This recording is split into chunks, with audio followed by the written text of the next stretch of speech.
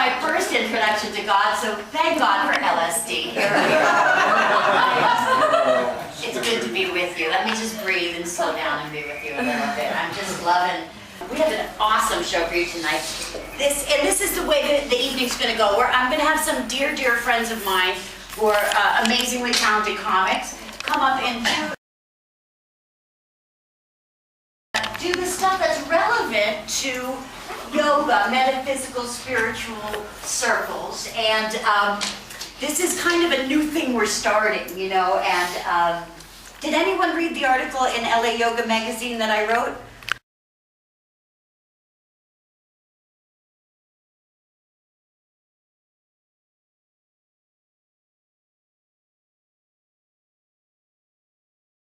These guys are all awesome human beings that I love to be with, and I love who they are, and also they're awesome stand-up comedians. I've always loved stand-up comedy. I've been a comic since 1983, and it's the best way, I think, to put the light back in enlightenment. I don't know if you've noticed, but sometimes in Los Angeles, people who walk around calling themselves conscious, or you know, with their yoga mat and their raw thing and that, you know, sometimes I go to raw food restaurants, bring the food home and cook it. That's terrible. I know. I'm just not spiritual enough. I'm not spiritual enough. You know. I'm so excited that Katie's here. She's been touring her first solo show called, what is it called?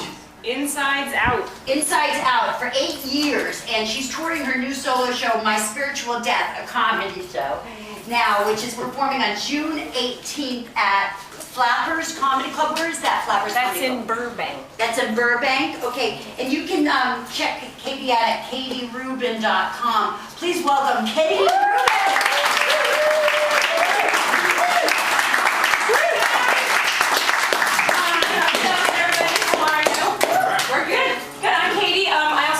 It's Sabira, so I go by Katie Sabira. Sabira is my Sufi name.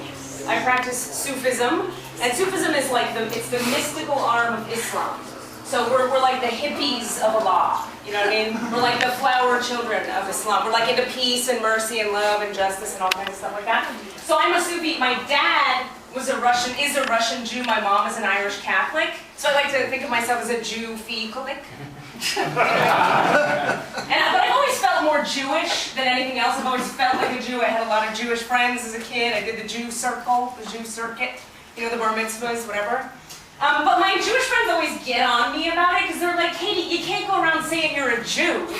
Because you gotta have, to be really Jewish, you gotta have the Judaism on your mom's side, you know? But my Judaism's on my dad's side. So I'm not really Jewish, I'm just Jew-ish.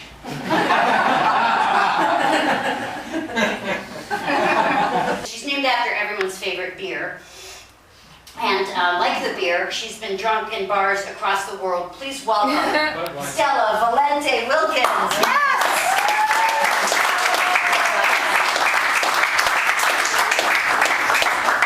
Namaste. Aww.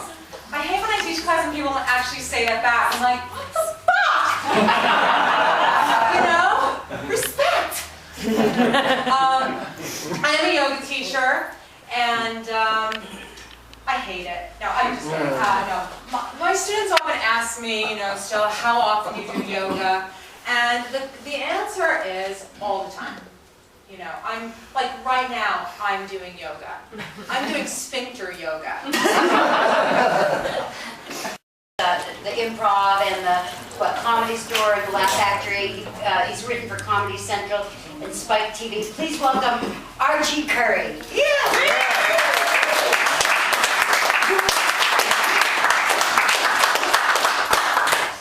So fantastic.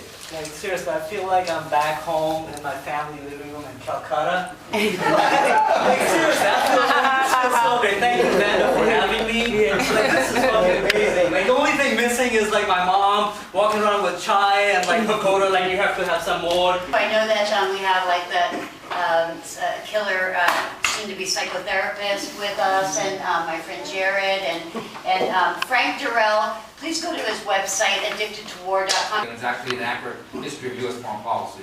I learned so much by reading it, and if you get yes.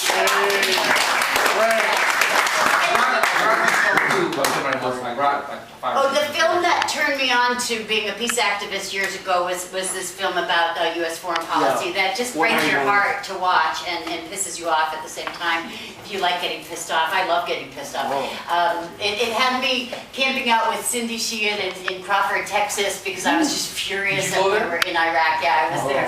And so anyway, it's awesome. Yeah, he's doing great work and informing everybody about what's really going on and behind the scenes in the corporate capitalist system that we find ourselves in. I mean, I know Archie was talking about, do you guys subscribe to the idea that your thoughts have something to do with creating your reality?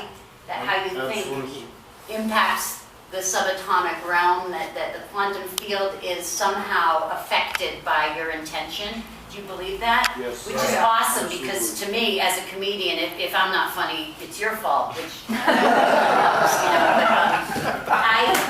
love that you think that. So these are some of the ideas that, as comedians, we're taking on, and... The rest of us take it on faith, just like a religion, that the quantum field responds to the mind of man.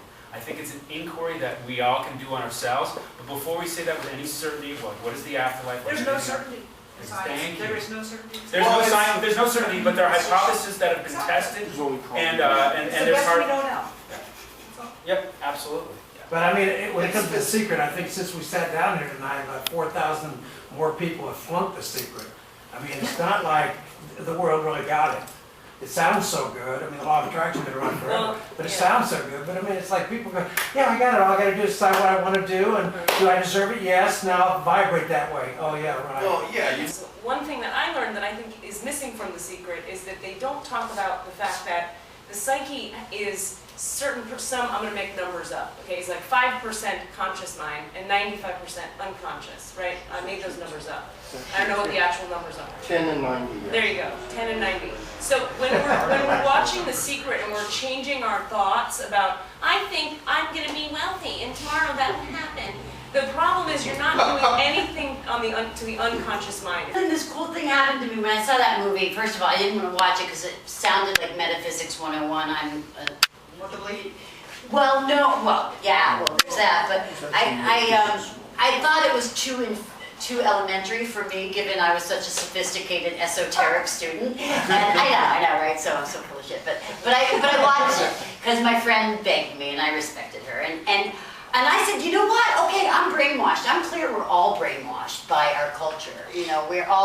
We grow up in a culture that says don't be you because you suck. And it says it in advertising, in religion, in your family, in education, don't be you because you suck. And we get that. And so I'm clear I'm brainwashed. I had to unbrainwash myself, and I'm still undoing it, So when I saw The Secret, I said, that's the kind of brainwashing I want. I want that kind of brainwashing. And so I watched it every day for a week.